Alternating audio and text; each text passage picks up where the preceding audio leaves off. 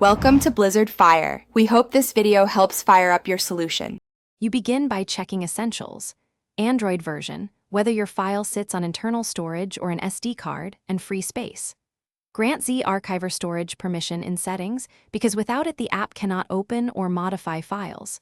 Once permissions are set, close competing file managers and reboot the device. This clears stale locks.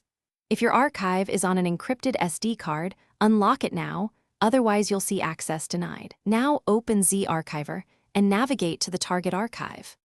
Once inside Zarchiver, long press the archive and open Properties to inspect size, owner, and read-only status. If the archive lives on an SD card, copy it to internal storage. This avoids Android-scoped storage and SD card permission issues. If copying fails, try renaming the file or moving its parent folder one level up.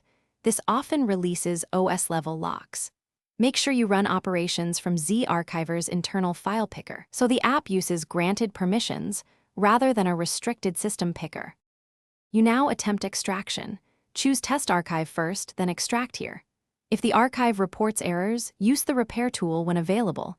It can recover corrupt ZIPs. Once extraction finishes, verify file contents open properly.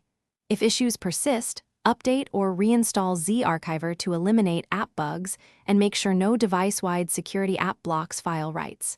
If you still get access denied, check whether the archive is encrypted or protected by app-level DRM. Those require. Thanks for watching. If you found this helpful, don't forget to like and subscribe.